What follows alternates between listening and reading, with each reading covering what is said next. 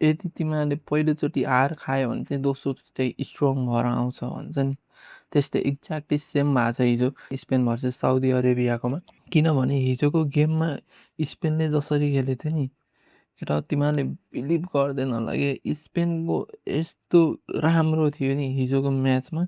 Lamine Yamal, ओयारजबाल, रोद्री, Pedri यिनीहरूको game हेऱ्यो भने केटा तिमीहरू त मलाई त के लाग्छ भन्दा आधी आधी त गोलहरू देखेर आधी केटाहरू त पहिले टोइलेटमा गइसकेको थियो कि।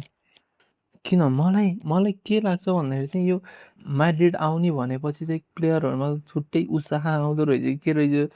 हिजोको मार्क कुकुरेलको तिमीहरूले गेम देखायो भयो नि केटा हो। यदि तिमीहरूले मिस गर्यो भने चाहिँ हिजोको गेम यदि तिमीहरूले मिस गरेको थियो भने चाहिँ त्यो त एकदम ठुलो भुल भयो तिमीहरूको होइन।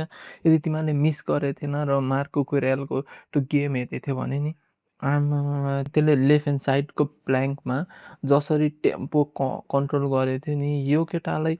मलाई त के लाग्छ भन्दाखेरि चाहिँ यो यो जोजे मरिनियोले चुज गरे नि कुकुरेल, यसले चाहिँ यो चाहिँ कस्तो मान्छे भन्दा डिफेन्स लाइनमा एकदम छिटो आउँछ कि मान्छे। डिफेन्स यसको डिफेन्सिभ त यस्तो बबाल ट्र्याक ब्याक यस्तो राम्रो गर्छ यो केटाले। हाय हाय के कुरा गर्ने। एन्ड देन हिजोको गेमको कुरा गर्ने भने मोमेन्टम जम्मै स्पेनसँग थियो।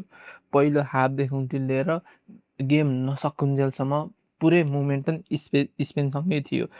हामीले हिजोको बल प्लेइङ हेर्ने हो भने जसरी रोद्रीले कन्ट्रोल गरेको थियो नि तिमीहरूले, रोद्रीको तिमीहरूको यहाँ हेर्दा केटा रोद्री हेर्दा त्यो पिचमा छर्रे कसरी त्यसको कन्ट्रिब्युसन हेर्नु केटा। एन्ड देन त्यसको पासेसहरू हेर्दा त्यसले कस्तो कस्तो पासहरू खेलाएको छ। ड्रिब्लिङ त्यस्तै गराएको छ, डिफेन्डिङ त्यस्तै गराएको छ, ट्याकल हानेको छ, रिकभरी कति गराएको छ।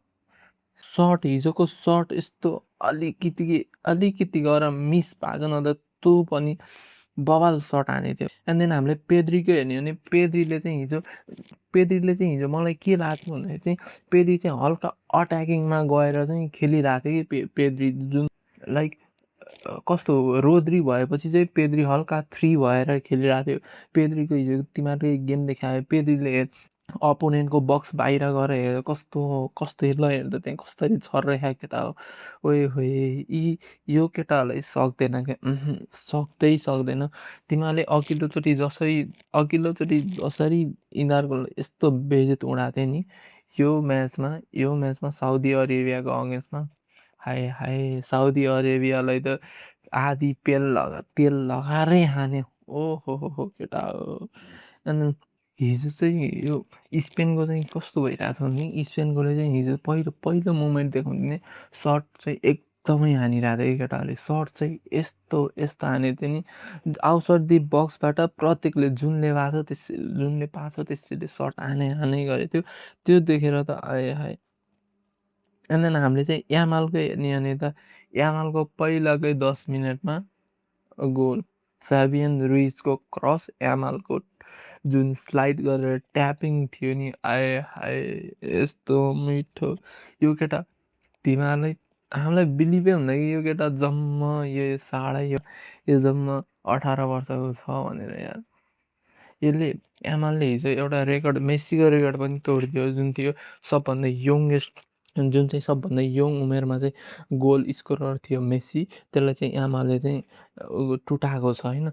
एन्ड देन यामालको हिजोको तिमीहरूले ड्रिब्लिङ हेरे भए ड्रिब्लिङ त्यस्तै गरेको थियो, रिकभरीहरू आमा सर्ट त्यस्तै हानेको थियो। ओए कस्तो हिजोको किप्परले चाहिँ टप सेभ हाने हिजोको अपोनेन्टको साउदी अरेबियाको किप्परले चाहिँ सेभ हानेकै हो। एन्ड देन ओयारजबालको कुरा गर्ने भने ओयारजबालले चाहिँ हिजो चाहिँ 2 गोल र एउटा एसिस्ट देखाएको छ त्यो पनि लामिन यामाललाई। ओयारजबालले जुन हिजो कन्ट्रिब्युसन गरेको थियो नि लेफ्ट ह्यान्ड साइडको प्ल्याङ्कबाट इनसाइड दि बक्स गएर हानेको थियो नि जुन ओयारजबालको चाहिँ लाइक टोटल सर्ट थियो 5 सर्ट, त्योमध्ये चाहिँ टार्गेटमा गएको थियो 3 सर्ट। एन्ड देन जुन देख्यो नि डेनी अल्मोको बल एन्ड देन ओयारजबालको सुट थियो नि हल्का यतिले गरेर ओयारजबालले मिस गरेको थियो। आए हाय यी केटाहरूलाई सक्दैन। हिजो कस्तो के भइरहेको थियो भन्दाखेरि चाहिँ साउदी अरेबिया त चढ्नै सकेको थिएन कि।